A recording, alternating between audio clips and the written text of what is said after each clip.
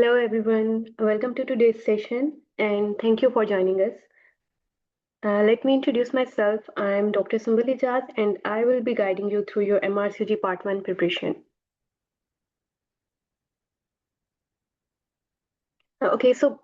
Before we begin today's session, I would like to say a few lines that MRCG Part 1 is not about memorizing facts randomly. It is about understanding core basic sciences and learning how the college asks questions. So this is something very basic you need to know before you start your exam preparation. Is everyone following me?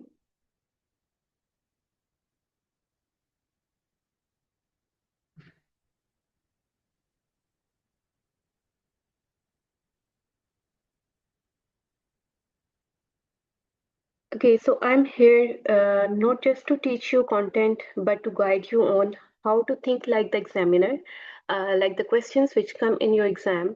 You need to understand the mindset of the examiner because if you know that, you can easily solve the SPAs, especially those SPAs which are very tricky. And while you are studying, there is a lot of study content. So it is very important for you to understand that how to filter what is important for your exam. And the last but not the least, how to study smartly and not study hard for this exam. So just trust the process, trust yourself, and stay consistent. If you do that, passing MRCG Part 1 is absolutely achievable. So this is some basic things you need to keep in your mind. I know you just have decided to give this exam, and there were a lot of questions in your mind. Maybe you feel like nervous. You maybe feel overwhelmed by the exam curriculum since this exam is very expensive. So there are a lot of challenges, but yes, if you know the right strategy and you know it is all about the smart study, then definitely you can pass this exam in first attempt. Is that clear?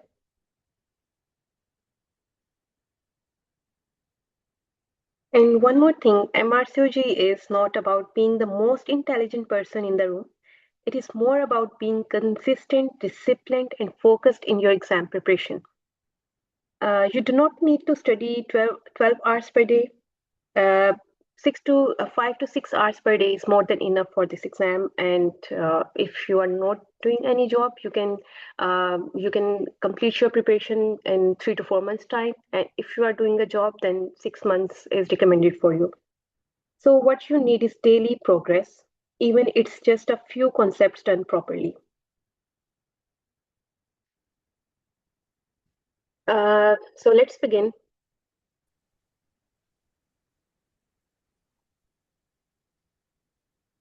Okay, what is MRCOG? It is the membership of the Royal College of Obs and Gynae.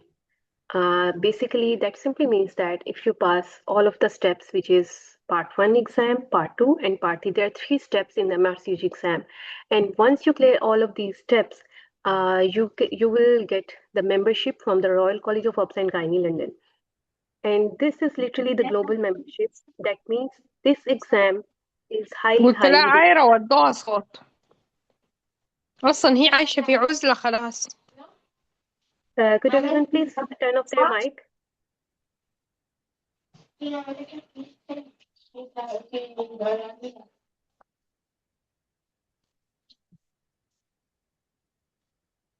Okay, why to choose MRCG? Okay, before proceeding further, may I ask, since there are so many candidates in this live session, what was the motivation for you to choose this exam? Anyone?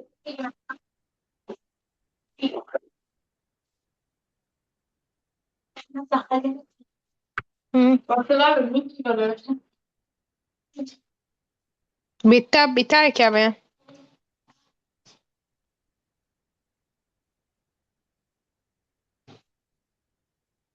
Okay, I would be grateful if you can rename your name so that I can address you in a better way. Okay, what do you actually mean by UK practice system? Are you inspired by the surgical skills they have taught you there, or the payment system, or what actually is admiration for you?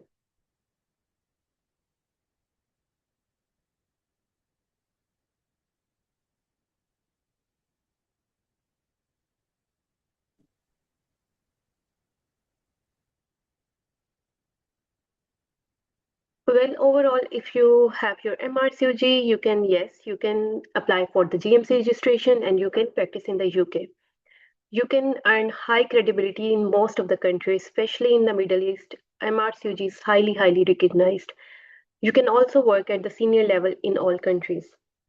So there are perks for having MRCOG. So this is just a step one. Once you start your journey, meanwhile you will start exploring different pathways, and then you will get realize that there are many benefits if you have this Royal College membership with you.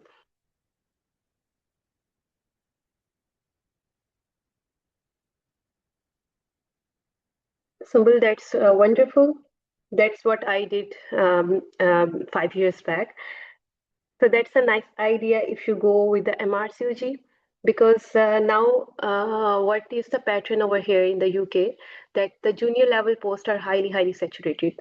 So it's a good idea if you complete your membership exam. Meanwhile, you build your clinical experience in your home country, and meanwhile build your portfolio. Then you can directly apply at the ST3 level, which is the CCT pathway, which is I think the most highly credible pathway. FCPS is not mandatory. FCPS is not recognized in the UK. However, your structured training experience has some value, but your FCPS is not recognized. Okay, what should I know about MRCOG? So what I'm going to discuss today, that what is the exam structure, what is the exam calendar, exam fee, eligibility, booking process, study material required, and what else. You have any questions in your mind, I'm here to address them. So first of all, when I talk about the exam structure, basically in MRCOG Part 1 exam, there are two exams, Paper 1 and Paper B. Both have 100 SPAs, and you need to pass both exams in order to pass your Part 1 exam. Then exam calendar, we will do frequent live sessions. Whenever there's a time for the exam booking, we do another live session. We will discuss the exam fee. For now, it is £600 for Band B. And yes, the most important question, many candidates, they ask about the eligibility criteria. So I'm going to discuss one by one. So again, MRCG have three parts, part one and part two. These both exams are theory-based exams, and both in part one and part two, we have two sets of questions like paper A and paper B. So part one is more like the basic exam. In this exam, they want to understand, like, are you good at the basic concepts? Like, do you know anatomy, physiology, biochemistry, and all these subjects? So the part one exam is more about your basic subjects, which you have studied back in your medical school. In the part two exam, it is all about the clinical knowledge and the guidelines. And the part three, it is an OSCE type exam, in which you will face different stations, and there is a lot of interaction going on with the patient, and there would be an examiner who is judging you and giving you the numbers. So it is an OSCE exam. But part one and part two, these two exams are theory-based exam, and centers are available globally. So you can simply write these two steps in your home country. And now partly they are also improving and increasing the exam centers. So maybe in the coming few years, MRCOG 3 centers may be available in your home countries.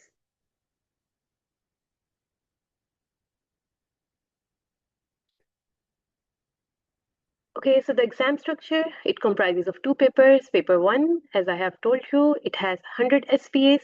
Duration is 150 minutes. That means 2 hours and 30 minutes. And honestly, it is more than enough for this exam. So the time is not a big deal in this exam. Then you will get a break for 1 hour. Then you will start solving your paper B. which is also have 100 SPAs, and the time duration is similar. So in total, you will get 5 hours for both papers. Eligibility. This is the most frequently asked question. Okay, so this is a good news that anyone who have done MBBS or they have got their registered medical certificate or license or whatever you say in your home country, that is more than enough to apply for your eligibility. That means if you have just done your graduation and you have done your house job, maybe not the house job, you can easily apply for the eligibility and you can write your MRCG Part 1 exam. Am I clear so far?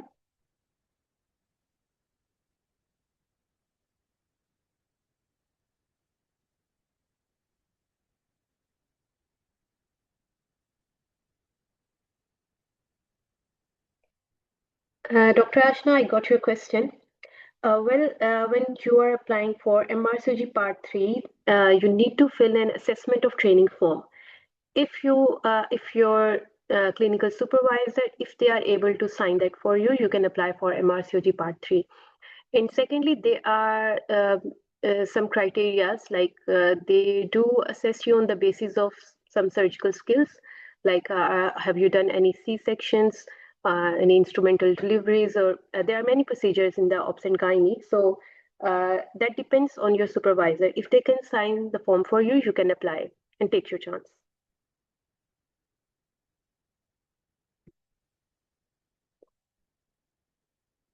Okay, so what are the subjects to cover for MRCOG Part 1 exam? As I have told you that it is more about the basic knowledge, your core concepts, and the basic subjects. And the subjects are anatomy, biochemistry, physiology, endocrinology, microbiology, pharmacology, biophysics, pathology, genetics, immunology, embryology, clinical management, in which you just need to cover very superficial. There are just few guidelines in which they test you in the Part 1 exam. Then data interpretation and stats, biostats basically. So it seems like there are a lot of subjects you need to cover for this exam, but the good news is that you only need to focus on the topics which are obs and gynae relevant. For instance, if you are studying anatomy, and now imagine what anatomical structure you will encounter when you are practicing in obs and gynae. So the major areas you need to cover are anatomy of abdomen, anatomy of pelvis, and perineum. That's it. Similarly, when let's pick any subject like pharmacology. So in pharmacology, you need to study those drugs which are relevant in obs and gynae. For example, mostly if we talk about the pain management thing, we know that mostly the NSAIDs are contraindicated in during pregnancy. So whenever, for example, you are studying about NSAIDs, all you need to remember that NSAIDs are contraindicated during pregnancy. So there is no fun to study in detail about the NSAIDs and everything. So this is how you can study each module. Same goes with genetics, pathology, immunology, embryology. Embryology is important. You need to cover it thoroughly because it's all about the fetal outcome and fetal growth, etc. So it is important. So embryology you will cover head to toe. Then in biostats, we mainly focus on the things like maternal mortality rate and everything, and basic knowledge regarding how to begin the research and what are the parameters we need to understand if we are doing some analysis or we are studying any incidents in obs and gynae. So this is a good thing about this exam, that your curriculum is not very vast, but yes, the things which are important, which are relevant, you need to understand them thoroughly. Am I clear?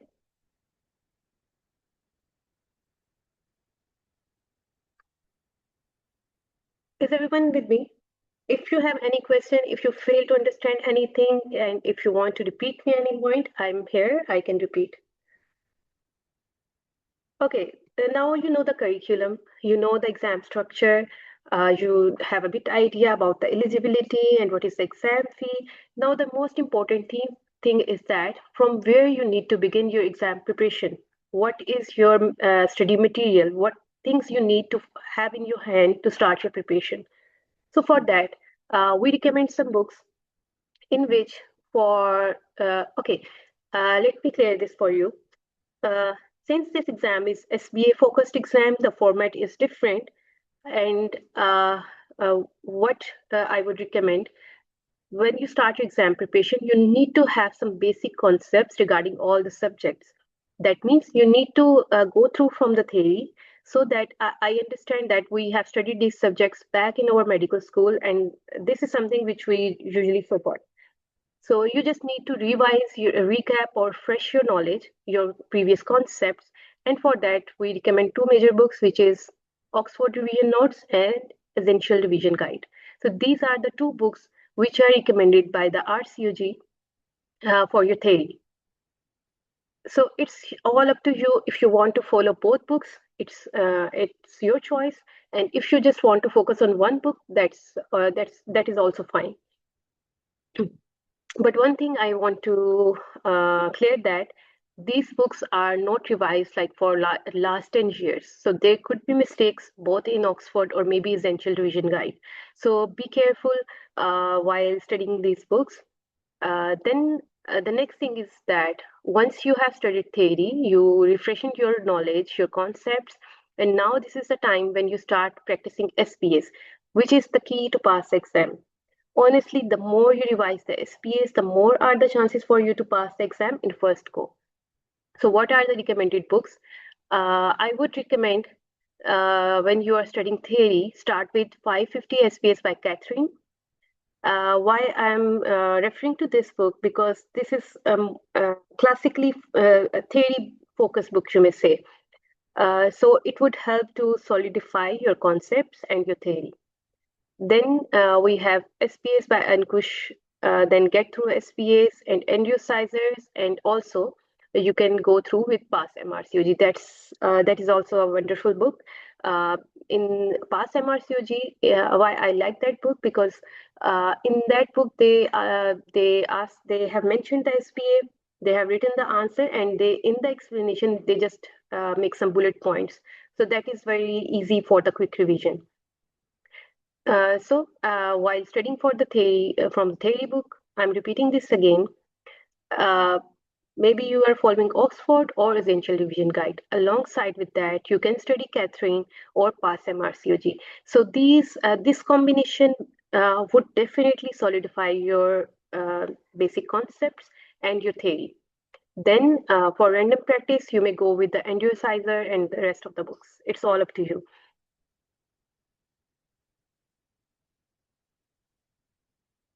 Okay, so after doing all of these, the the thing which you cannot afford to miss for the exam is the exam-like questions. Why I'm emphasizing on the exam-like questions, especially for the last 5 years, you need to cover all of them. You need to revise at least 2 to 3 times before the exam, because those are the questions which will give you the exact idea what is the mindset of the examiner, what the college expects from you, what is the level of knowledge they are expecting from you. And there are many questions or the topics or the lines which are nowhere in the Oxford or maybe Essential Revision Guide or maybe not in any else SPA book. So these exams-like questions, they would definitely cover all of your curriculum. Am I clear so far?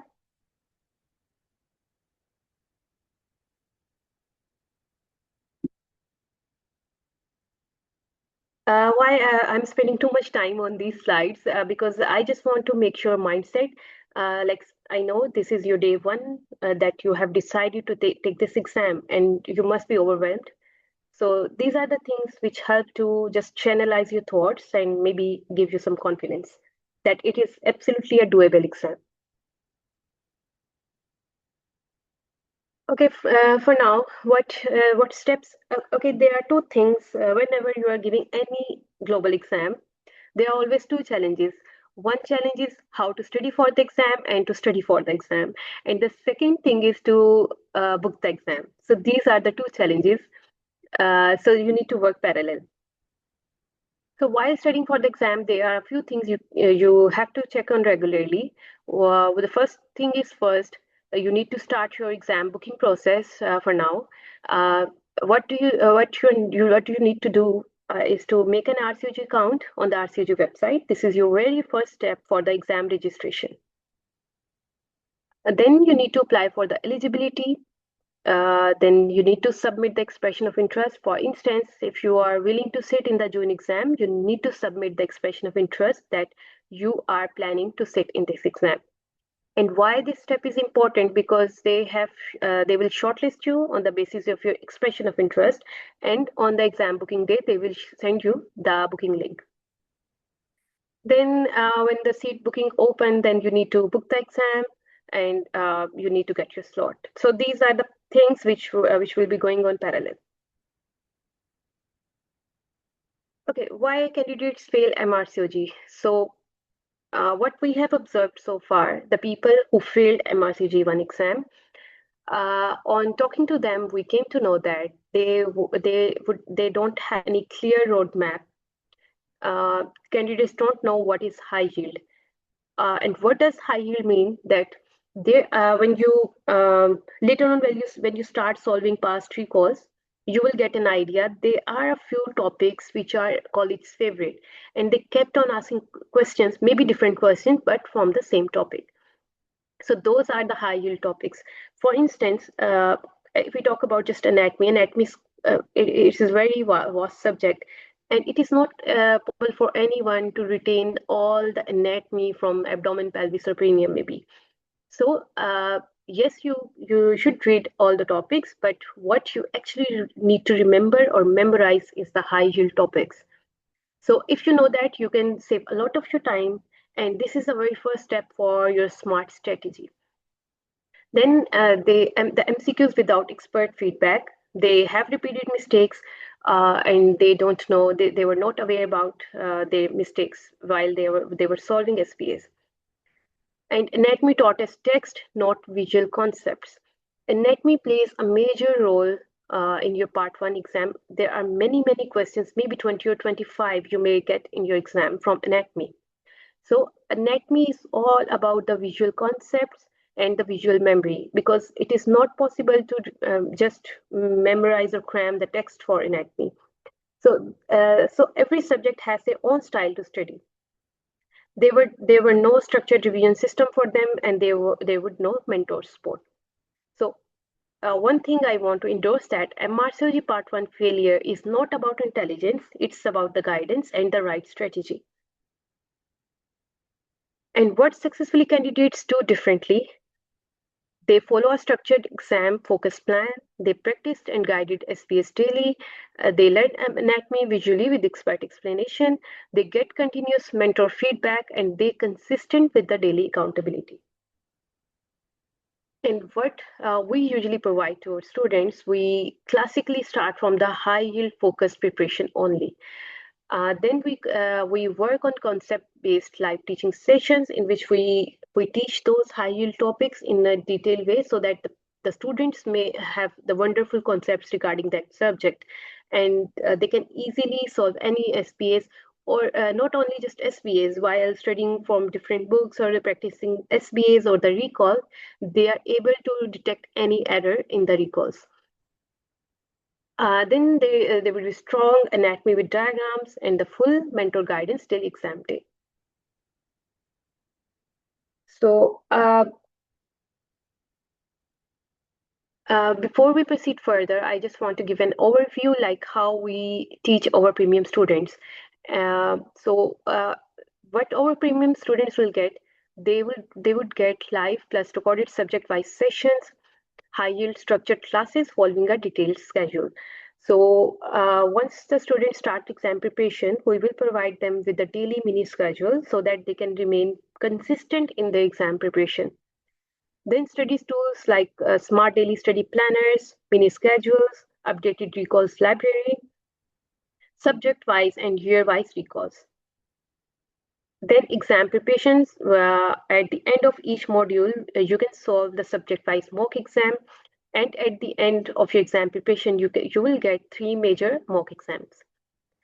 Then you will get support and mentorship, daily Telegram support for 1 hour for the SPS discussion, And this is all about this course. And one thing I want to emphasize here, that this exam is all about revision. For instance, if you have started studying, you have watched the live session, and you are practicing daily with on the Telegram with the mentor. This is your first revision, which is along with your core concept forming and along with SPA practice. The second thing is that you can solve the subject-wise recalls on the website. That's your second revision.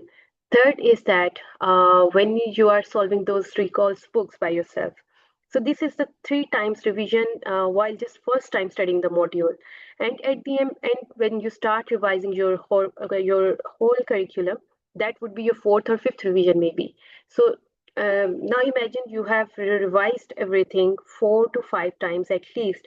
And if you follow this, then definitely there would be no chance you can fail the exam. Okay, so again, how we will start the exam preparation? We will focus on high yield topics. We will provide you with the daily mini schedule. We help to clarify the concept. We will practice daily SPAs. We also practice exam like questions and subject wise mock exam. And over the top of that, you will be evaluated by the mentor for each subject to build a strong foundation from the beginning. Is everyone with me? If anyone have any question, you may ask me.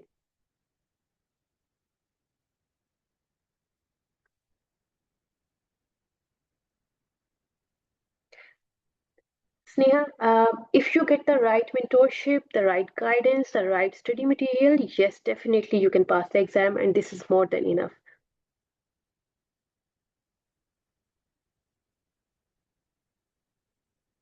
Okay, let me tell you what are the study resources which are available on the website.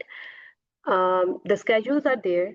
The live session Zoom link, they are provided you in the WhatsApp group or maybe in the Telegram groups as well. Once the live session has been done, just in case you are busy, you miss the live session, then the recording will be available on the website. All the books you need to prepare for this exam, subject-wise mocks, subject-wise recalls, PDFs of the live sessions, and the big book exams.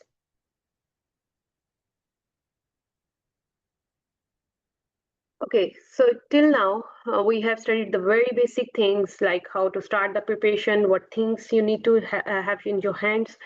Now let's talk about the exam curriculum. This is provided by the RCOG.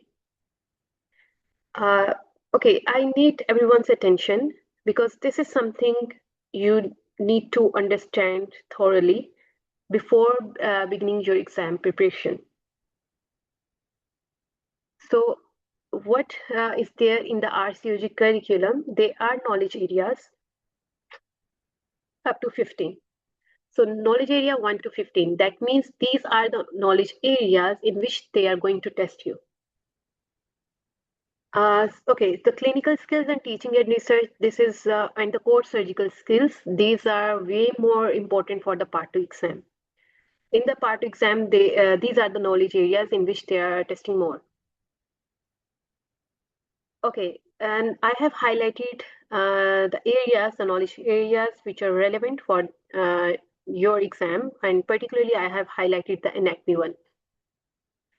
Okay, for instance, if you can see here, they are going to test you on the histopathology of the pelvic organs, the breast endocrine organs, including the pituitary and the hypothalamus. So this is the knowledge area which covers your endocrinology thoroughly. And they have particularly mentioned which glands are important for the exam. That means while you are studying endocrinology, there's no need to go into very detail of neuroanatomy. All you need to know the pituitary and the hypothalamus for endocrinology, and later on what are the different axes, how hypothalamus is influencing pituitary gland and how pituitary gland is influencing other glands to produce hormones. Then they have classically mentioned that maternal anatomical, endocrine, and physical adaptations during occurring in pregnancy. So they have highlighted what anatomical area they are expecting from you for this exam. And similarly, they have mentioned about the physiology as well. Like in physiology, the mainly thing which is important is the maternal adaptation, physiological adaptation during pregnancy. Similarly, fetal anatomy, that is important, and this module is classically, this knowledge area is covered under embryology. So embryology is important.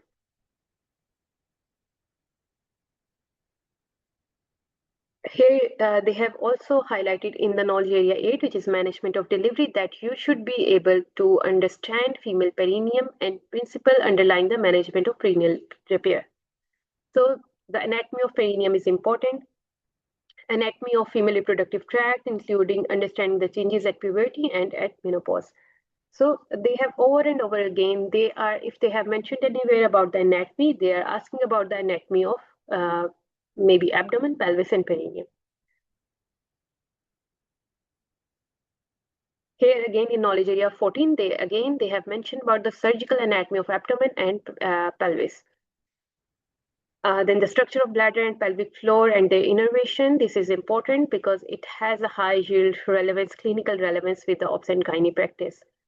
And the mechanism of continence and micturition and principles of pelvic floor support. So why I have shared this RCOG curriculum and why I have highlighted the anatomy areas, because this is for your reassurance that there is no need to study for anatomy of thorax, upper limb, lower limb, or neuroanatomy. You only need to focus on the anatomy of abdomen, pelvis, and perineum, because many students, whatever times we repeat that there is no need to cover upper limb, lower limb, or thorax, they again ask the same question: do I need to cover anatomy, all of the anatomy, or not? So is everyone clear regarding your anatomy module, like what topics you need to understand? Please do let me know in the chat box what you have understand so far from your curriculum.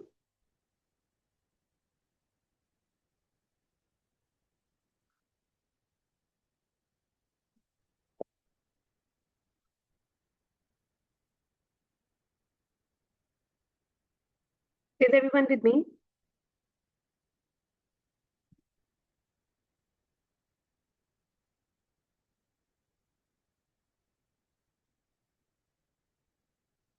Yes, Kanza, that's perfect.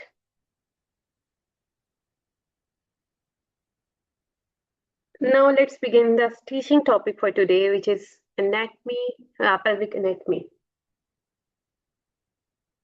Okay, while you are studying the anatomy of pelvis, just make an outline in your mind, like in which steps you are going to cover the anatomy of pelvis. How we teach my students that always begin, for instance, we are taking pelvis, anatomy of pelvis, we need to understand the structure, the outer structure, which is the bony pelvis. So divide the anatomy of pelvis into bony pelvis, then the viscera of the pelvis. So in two domains, you are going to cover the anatomy of the pelvis. When you complete these two domains, then go and study the anatomy of perineum. So this is how you can study in the sequence, and you will understand how the anatomy of different structures. So when we start pelvis, what is the pelvis? It forms the transition between the trunk and the lower limb, providing support for abdominal organs and housing the reproductive and urinary system. And what we will cover today is the bony pelvis and pelvic joints and ligaments. Okay, this teaching session is just an overview, what you are going to expect from while studying for this exam. What is the clinical relevance and learning focus? The knowledge of pelvic anatomy is critical for gynecological, urological, and colorectal practice. The content connects the anatomical structure to clinical procedures such as pelvic examination, childbirth, surgical dissection, ensuring learners gain both theoretical and applied understanding of the region. So now keep this thing in your mind and start studying. Why this would be helpful? Because when you are studying theory, you know exactly what you need to extract the information for yourself. Maybe there would be many extra points out there, but you only need to retain what is useful for your exam. So this is how a bony pelvis looks like. Okay, so classically, let's talk about the bones which are forming the bony pelvis. So we have left and right hip bones, which is known as innominate bones or the pelvic bones. These are two irregularly shaped bones that form the part of the pelvic girdle, the bony structure that attaches the axial skeleton to the lower limbs.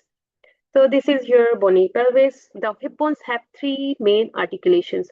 Okay, while studying for bony pelvis, first thing first, you need to know what are the bones forming the pelvic girdle. After bones, once you know the bones, then you need to know what are the joints there. The third thing is what are the ligaments. And this is a very basic understanding for the anatomy of pelvis, because once you know this, then you are able to understand the foramens, the structures passing there, and the anatomy and everything of the different structures. So the three major joints. The first one is the sacroiliac joint. This is the sacroiliac joint, which is the articulation with the sacrum. Then interiorly, you can see this is a pubic symphysis joint. It is the articulation between the left and right hip bones. Then there is a hip joint. Okay, in your exam, since we are ignoring the lower limb completely, mainly they will test you on the two joints. Well, the first one is sacroiliac joint, and the second one is the pubic symphysis joint.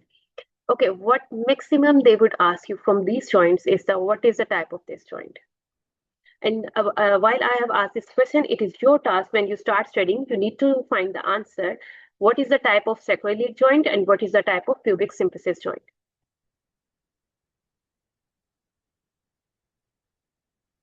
Okay, so and yes, these two questions which I have just asked you, these are the questions from the recalls. That means they are actually the exam questions. And now just make your mind like what type of questions which come in the exam and start finding your answer. Okay, the female pelvis anatomy, it is quite different from the male pelvis. The female pelvis is a bony ring connecting the axial skeleton to the lower limbs. We know that this is basic for the male and female as well. It serves as both locomotor and reproductive function. It is adapted for weight transmission, protection of pelvic organs, and childbirth. Functions of the female pelvis, one is the major function is the obstetrical function, and then we have the general functions. What is the obstetrical function of the female pelvis? First is it supports the gravid uterus. It forms a bony birth canal, allow passage of the fetus during vaginal delivery, wider brim, shallow cavity, larger outlet compared to male pelvis. The other function is it transmits body's weight, allow walking, sitting, and standing, protect pelvic organs. And what are the organs of the pelvis? Are the uterus, ovaries, bladder, rectum. So these are the major organs. And when we start studying the female pelvis in detail in our premium course, we would study these organs one by one. And another tip here is that while you are studying for the organs, there is no need to study very detailed gross anatomy of this viscera. All you need to know at least is the blood supply, nerve innervation, and venous drainage, and also lymphatic drainage. So these four domains, for instance, you are studying the anatomy of uterus, for example. The take-home points for you would be, what is the blood supply of the uterus? What is the nerve innervations of the uterus? What is parasympathetic and what is sympathetic supply innervation? Lymphatic drainage of the uterus, and venous drainage. Am I clear so far? I'm just sharing the tips that when you start studying by yourself, you know what is important for your exam, and you do not waste your time on unnecessary things which are not going to come in your exam. Am I clear?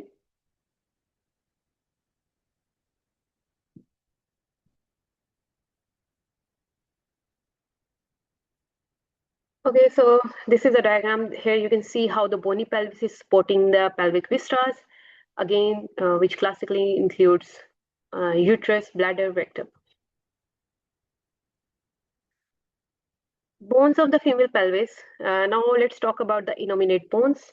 We have sacrum and coccyx. Each hip bone is formed by the fusion of ilium, ischium, and pubis. So these are the 5 components which form the female pelvis. Okay, let me show you one by one.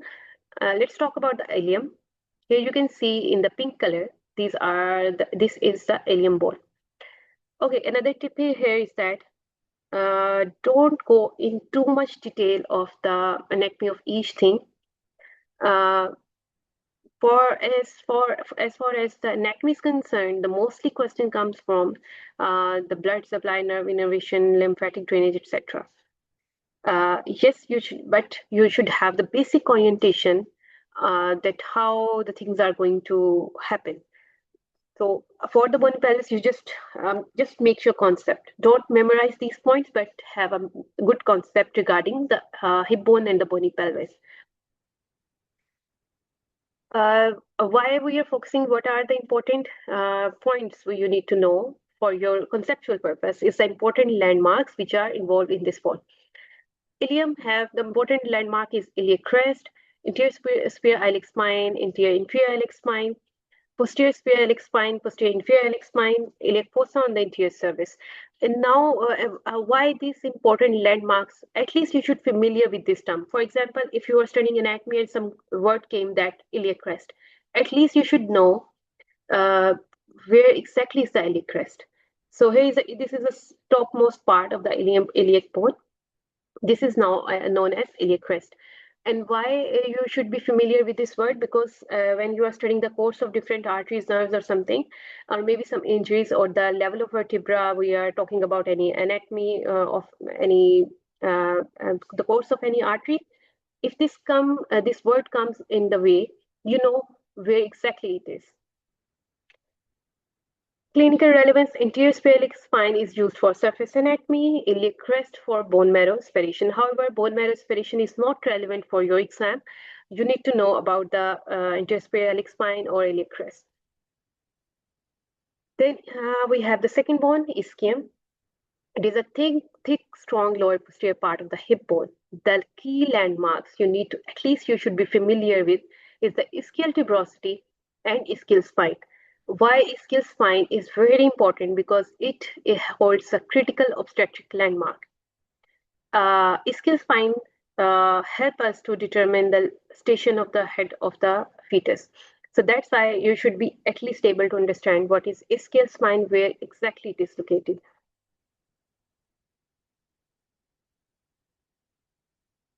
And another important point is that internal rotation occurs at this level. Notches, there are two notches. Here you can see this is the first notch and this is the second notch. And this makes the greater sciatic notch and lesser sciatic notch. And why, again, I'm only focusing on the high yield points which are relevant for your exam. Notches are very important.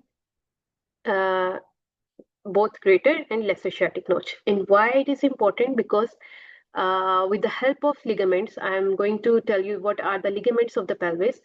With the help of these ligaments, this greater and lesser sciatic notch converts into greater and lesser sciatic foramen. And once that foramen is formed, you need to then understand what are the structures passing through those foramens. And from there, you will get your exam questions. So again, if for instance, this is greater sciatic notch, a ligament is here and it forms a foramen. And now you need to understand what are the structures passing through the greater sciatic notch or foramen or the lesser sciatic foramen.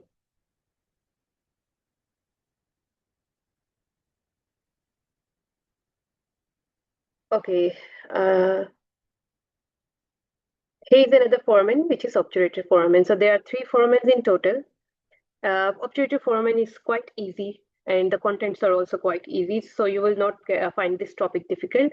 However, the greater and lesser could be a bit difficult, but if you understand the anatomy carefully and you know the landmarks, you can easily ace these topics. Then we have the sacrum. Here you can see this is a sacrum. It is a wedge-shaped bone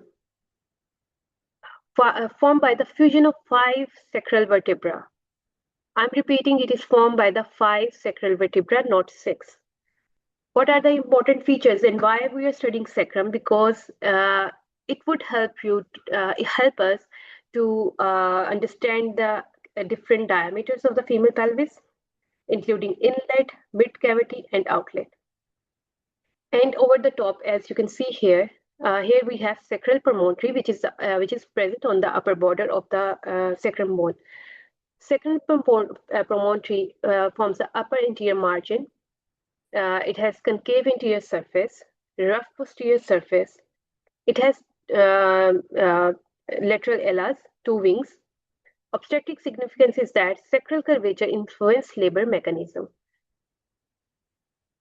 Uh, Especially sacral curvature especially help us when we are delivering the shoulder dystocia. There are different maneuvers, there are different positions, and these would help to increase the pelvic diameter or the outlet diameter so that the baby can deliver easily. So that is something for part 2 exam. Let's save this for that.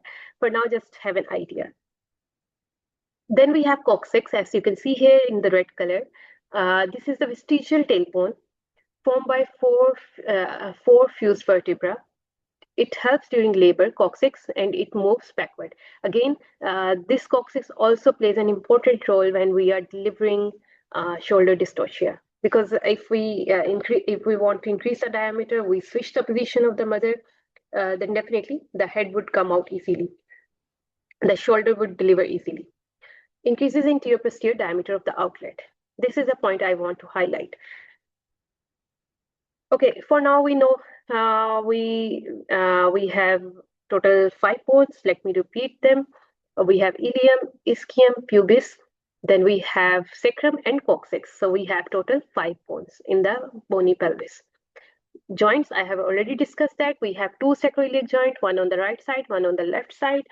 And again, this is your homework to find out what is the type of sacroiliac joint.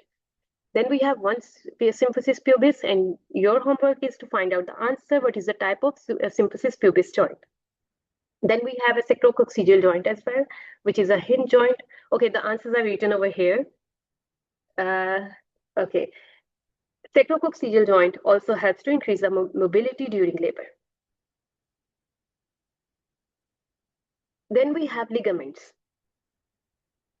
The important ligament you need to know is the sacroiliac ligament and sacrococcygeal ligament.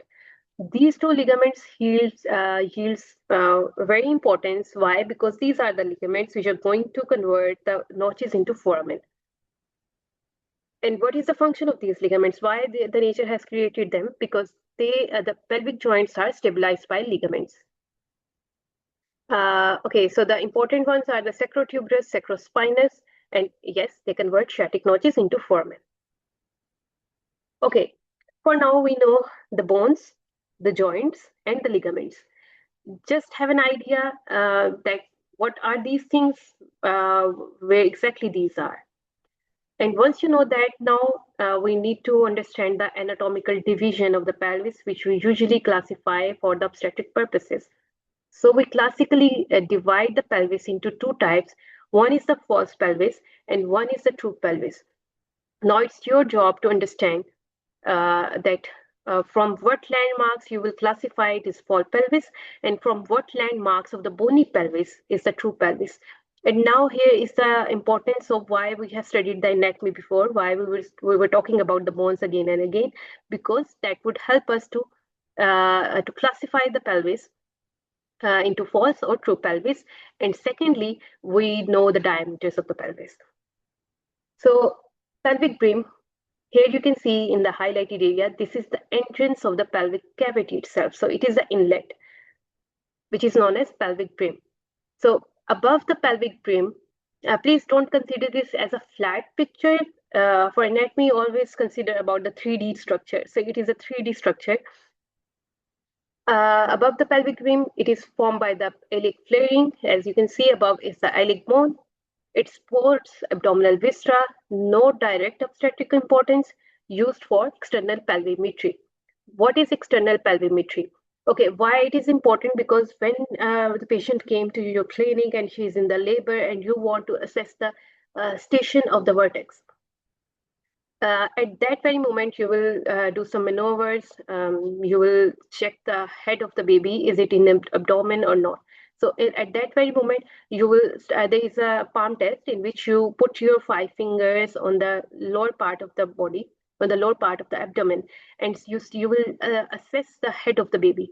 If you can able to palpable head, that means the baby is still in the false pelvis. It is not engaged yet. It is not fixed yet. So that is external pelvimetry. That would just give you an idea that is it head is fixed or not, and how much the vertex is in the abdomen. Then the true pelvis, it holds a true significance in the obstetrics. It is below the pelvic brim. It forms a birth canal. It is the inlet, which is brim, then pelvic cavity, and if we moving downwards, we have pelvic outlet. Okay, what things make the pelvic inlet? What is the brim? What is the entry of the pelvis? As you can see here in this diagram, we have different diameters here. If we see posteriorly, we can clearly see that we have sacral promontory. So whenever you see the word sacral promontory, it is very important because it helps us to measure the different diameters. So it is the posterior landmark for the obstetric diameter. So sacral promontory is here, and anteriorly, what is pubic symphysis? So what are the pelvic brim landmarks? We have sacral promontory, we have ala of sacrum, we have sacroiliac joint, iliopectineal line, pubic crest, and symphysis pubis interiorly. We are moving from posterior to interior. And when we start studying in detail regarding this anatomy, we will see how these different parameters and landmarks are exactly looks like. Then what are the diameters of the inlet? We have anterior posterior diameter, we have transfer diameter, and we have oblique diameter. 3 diameters are important.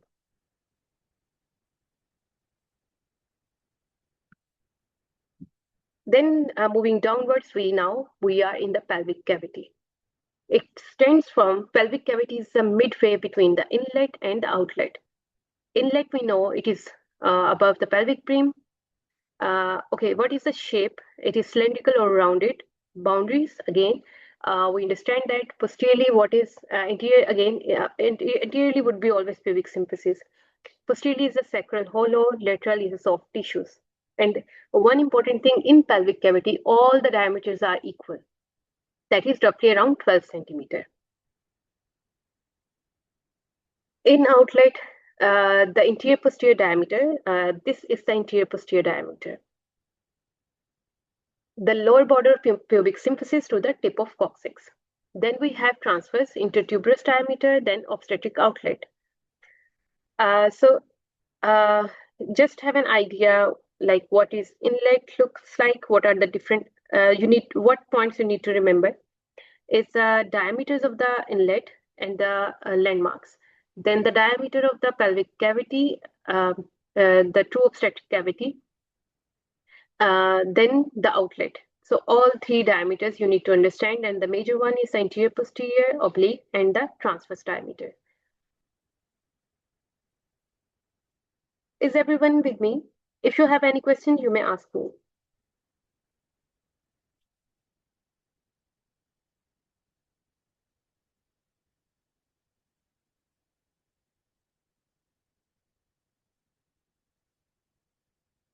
Okay, the next basic thing you need to know, what is the difference between male and female pelvis. So the male pelvis is narrow, deeper, and heart-shaped inlet, whereas in female, the pelvis is wider, shallower, and larger outlet, and the inlet would be rounder.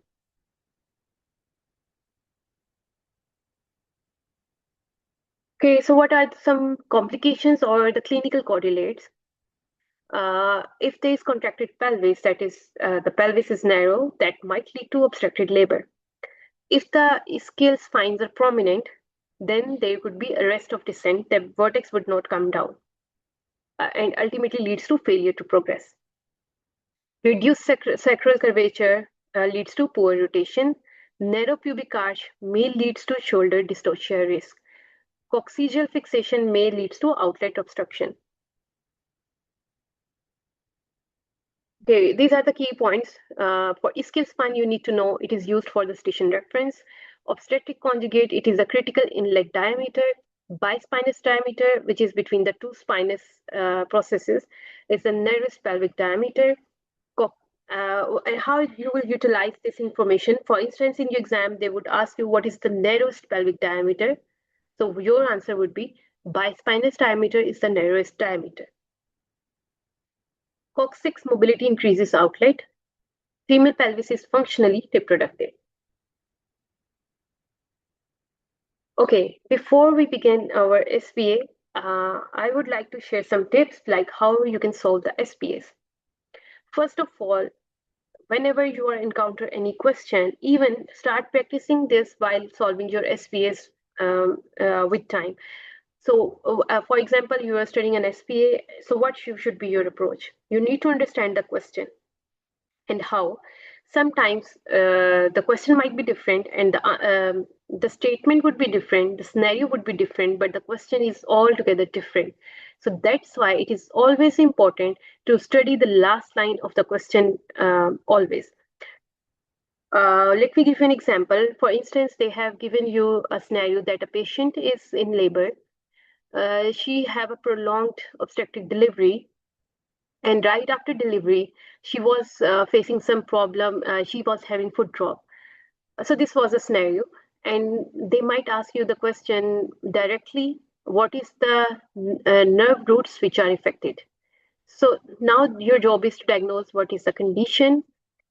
The second thing, what nerve is disturbed, which type of nerve is might be injured over here, and the third thing is what is the root value of that nerve.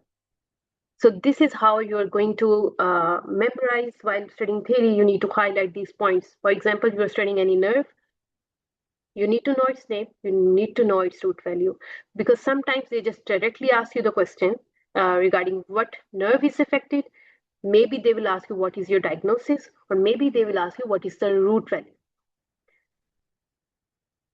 Okay, the second tip is elimination method.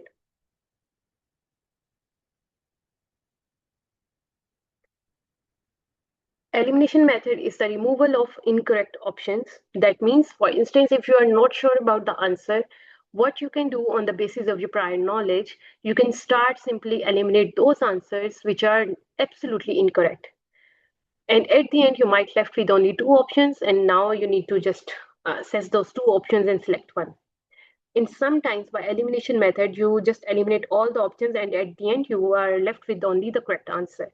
So this tip is very useful. Third thing is don't rush. You have enough time for solving one SPA. You will get 1.8 minutes for each question, and that is a lot of time. Then use your clinical reasoning. Think about the clinical implications of each option.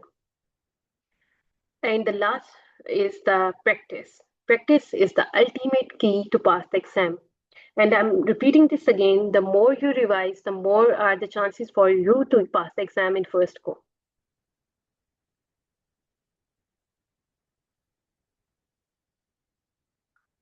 Okay, so you have 50 seconds to answer this question. What is the largest diameter of the pelvic inlet?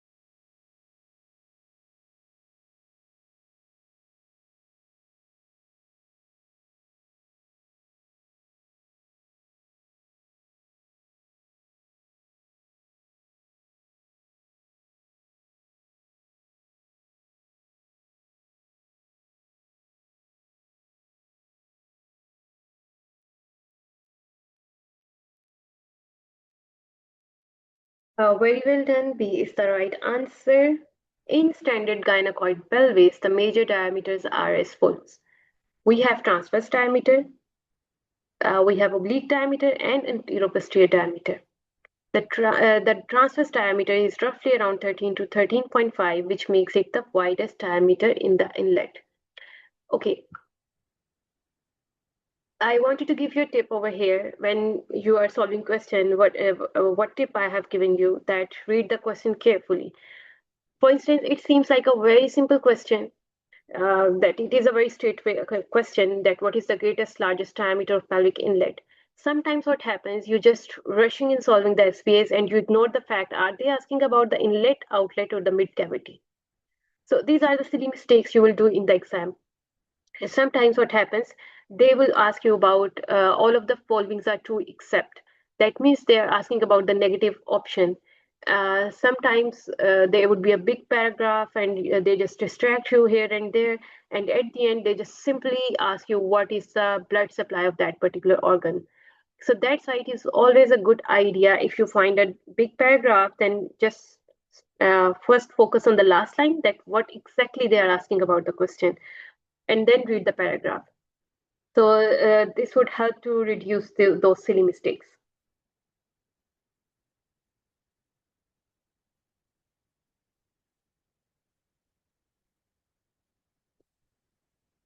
Okay, Tanza have given the answer about perineal nerve. I think she was talking about the foot drop. That is the correct answer. That the common peroneal nerve is involved in the foot drop.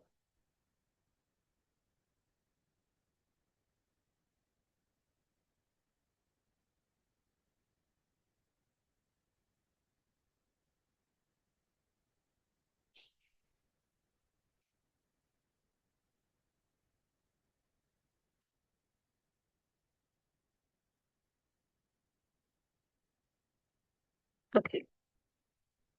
So if you want any technical support, if you have any questions, you can simply contact on these links. You might contact on the WhatsApp, on the Facebook, or you can email us on info@medinstitutors.com. Okay, we have a special offer for this batch. Our premium course, which was for $300, now we are offering that till 1st of January for $250 only. If anyone have any question, you may ask me.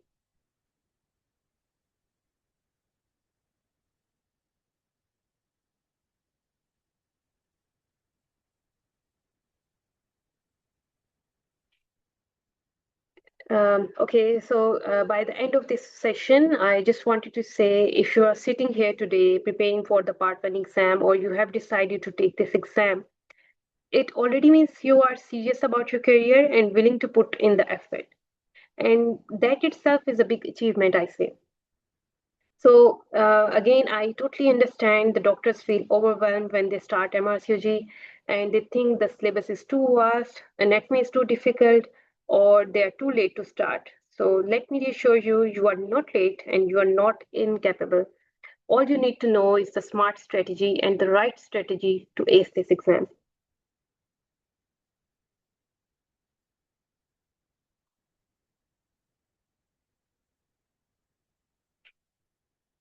No, Kanza, you cannot apply before 4 years. Okay, there are two pathways when you apply for Part 3 exam. One is the route A and another is the route B. I think the route B is for the doctors who are working in the underdeveloping countries. So if you have experience in the underdeveloping country, then you need to provide the evidence of 4 years of clinical experience. For the developed countries, it is for 2 years, which is for route A. And the developed countries, they classically mention about the clinical experience of Singapore, Canada, Ireland, Australia, etc. So if you are if you have clinical experience in obs and gynae in these countries, then 2 years is enough. Otherwise, you need to provide the evidence of 4 years of clinical experience.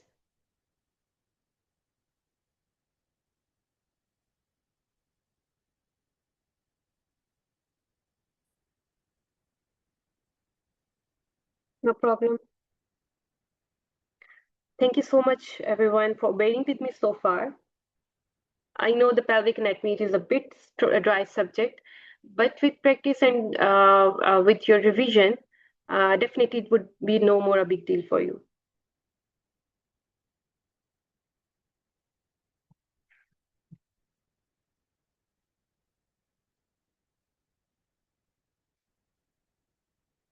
There is no need for having any admit card for the exam. Once you book your exam, you will get a confirmation email, and that is more than enough. Yes, Neha, you are more welcome. You need to contact the backend team for further details.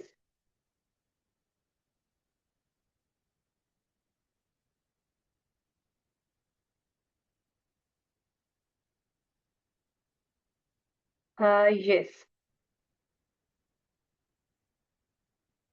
Okay, when you go in the exam center, which is the Pearson centers, they already have the list of students. All you need to bring with you is your passport or your proof of identification, maybe your passport or your ID card or your driving license. So any of these things should be by your hand, which you need to show at the Pearson Center.